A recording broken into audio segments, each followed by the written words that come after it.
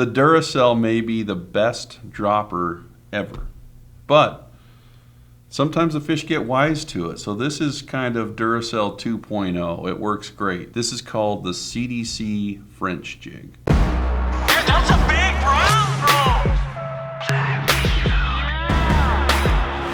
This is a fulling mill fly called the CDC French Jig.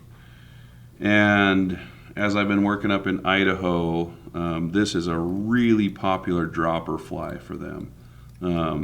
So much so that one guy came in and just grabbed them all out of the bin. So we're just going to show you how to tie them. I'm going to start out with a size 14 hook with a 3.5 mil bead. That's kind of the size that we like to fish up there, a little bit bigger than down here in Utah.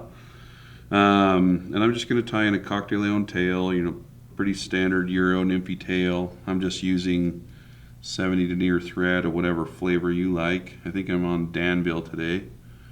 And we'll just tie in our tail about that long, however long that is. How long is it, Brigham? How many millimeters? He said 48 millimeters. Brigham, he wasn't even paying attention. He's chatting with his wife online. Goodness gracious. All right, so we're going to take this all the way back to the tie-in point, and this has a little red hot spot, so I'm just going to use some holographic tinsel back there.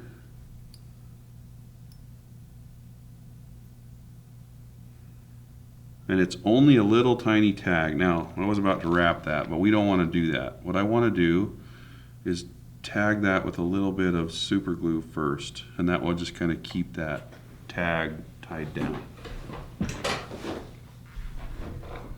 My beard was showing because Brigham had this seat in Brigham mode. All right, so I'm going to just wrap this tinsel, touching turns, as our buddy Davey would say, and we're just going to do about that much, trim it off. The next portion of it is a pheasant tail body, and it's going to be ribbed with some silver wire. So I just have some small uni soft wire in silver. You tie it in just like that. Uh-oh, where'd it go? Oh, so I have kind of a unique pheasant tail. You're going to want dyed black. This one's kind of a melanistic style pheasant.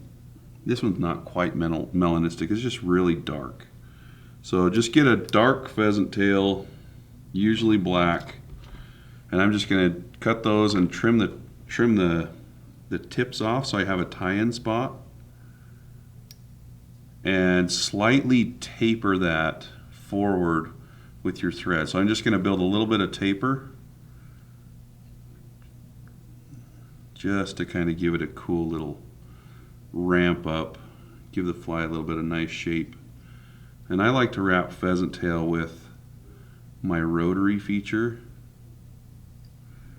And we'll just wrap it all the way forward, even though we're going to put a collar up there.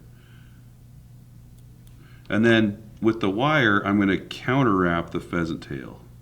If you don't counter wrap it, it's really not doing as much good as it could be. The reason being is you're not crossing over the individual fibers. Every time you counter wrap it, it does that.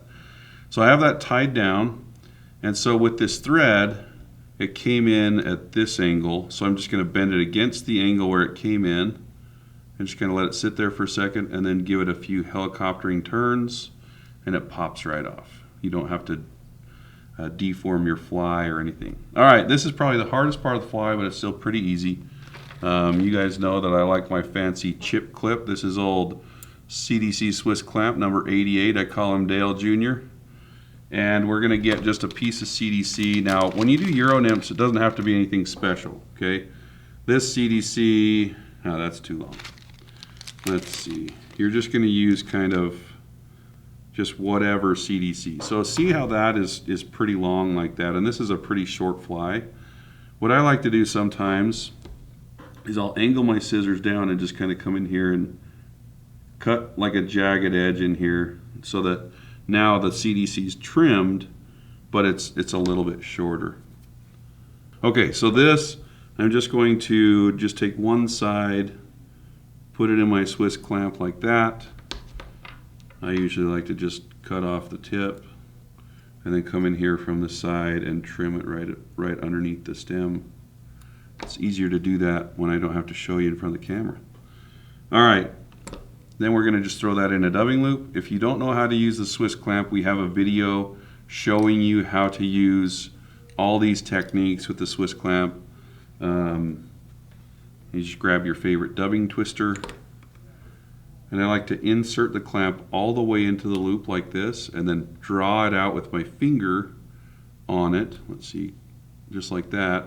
And then once the loop hits my finger, I know that's where to stop. Now that I've explained it, I'll do that without holding it out of place. All right, so there's our little CDC loop. I can even grab that and pull it down closer to the bead if I want. I can adjust it. I'm going to stop playing with it and just twist it. So there you go, a nice little, oh no, Brigham. Watch that. You know how you know you're a pro? Is if it falls apart and it still saves. Oh man, hold on. I didn't break it, it just...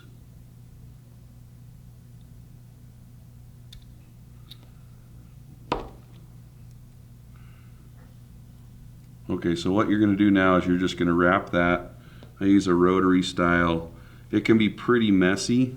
That slipped off my dubbing twister, so I had to kind of get handsy with it there, but you get the picture. What are these videos if I don't screw up at least once? Then I'm going to preen all those fibers back, just give it a quick wrap in front, and now, this was a big debate in my mind. I hate this color, emerald green. It doesn't belong in fly fishing, but this is one of the best flies out there, and it definitely has this color on the collar. I tried to find a more natural, like the peacock eye. No, it's this emerald green.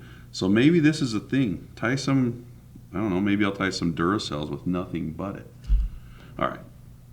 So I have too much dubbing on there. That's plenty for the hot spot I want. So I'll just take off the rest, retwist, and boom, we're in. From here, we just go and whip finish. A very magical step. Put a little bit of cement or super glue, just kind of the last spot where your thread touched, and you're in like Flynn. That is the CDC French Jig.